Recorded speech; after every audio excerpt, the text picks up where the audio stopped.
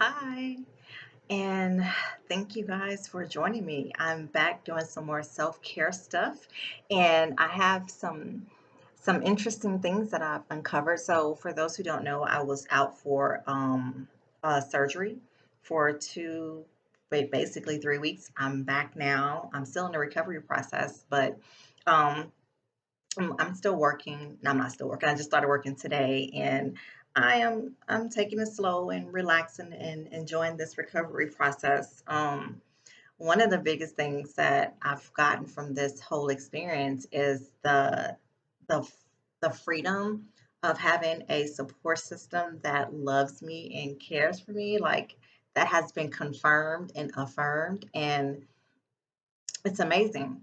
Along my self-care journey, I have been able to recognize some things that I myself struggle with, which is asking for help and being vulnerable.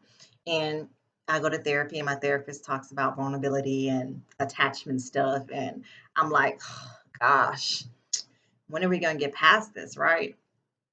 And I had opportunities to actually understand what that means and understand like how healing works. So I don't really know the title of this particular segment, but I am going to talk a little bit about everything. Not everything, but talk about a couple things. So one is the healing process. Like the wounds of our past can be healed with things that happen in the future. And I'm an advocate of that, but I also got to experience it during my recovery time in my surgery process. One of the things that my therapist asked me was, did I feel abandoned by ex certain family members? And I honestly was able to tell her, no, like I was surrounded by so much love and so much appreciation and so much support and so much compassion that my recovery process has been amazing for me. And the people that mattered were there. Like I know I have some childhood trauma that I've experienced and I'm working on. However, I also know that there is some beautiful stuff happening in my life right now, and I'm so happy that I am on this journey of self-care because I was able to be in the moment and recognize it. And oh my gosh, it feels so good to be able to be in a moment where you recognize like the love that you give people give it back to you, and we say that a lot, and we don't always get to experience it, right? My favorite thing is pour pour into others as you pour into yourself. And I was not able to pour into myself like I needed to, and the people in my circle poured into me. And man, it was amazing. It was an amazing experience. And being able to experience that and being able to have people in your support system is important, but getting there is the question. Like, how do you get there? 5 years ago, could I have been in a situation to appreciate the people that are around me? Absolutely not. But how did I get there? I got there through self-care, loving myself, knowing what I deserve, knowing my worth and my value, um, knowing what I put out and that I deserve exactly what I put out. I deserve to get that in return. And I got it in full. My friends, my loved ones, my children, like, oh gosh, it was an amazing process to understand what unconditional love means. And I was shown that. And then the other piece is that um, I believe that it was a true reflection of who I am as a human being as well, to see that others put time and effort into taking care of me and my recovery, to asking me, "Are you okay?" To say, "How are you doing?" And then I recognize those things. Those are things that I would say to other people, right? Like I would say, "Hey, how are you doing? How's your day going? I know that this happened. I know that that happened. I'm just checking on you." And it was a reflection of who I was as a person. I'm not bragging on myself, but I am very happy as to what footprints I'm leaving in the sand.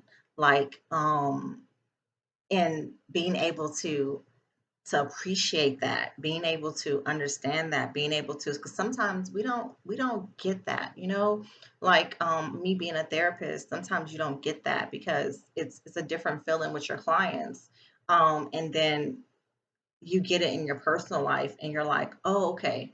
We don't always get that because we're caregivers, and that's just what we're supposed to do, right? And then in your personal life, when you get that love back and you get that support back and you get that reflection back, and it's like, ha, this is who I'm reflecting. This is what I'm projecting into the world. And it's amazing. So one of the biggest points of one of the takeaways I want you guys to take away from this is the opportunity to ask for help and to be in that moment, like asking for help and not thinking of yourself as being weak, not feeling guilty, not feeling shame, but being appreciative of that you have someone that you say, hey, I need your help, and they are there for you. And that is a reflection of who you are.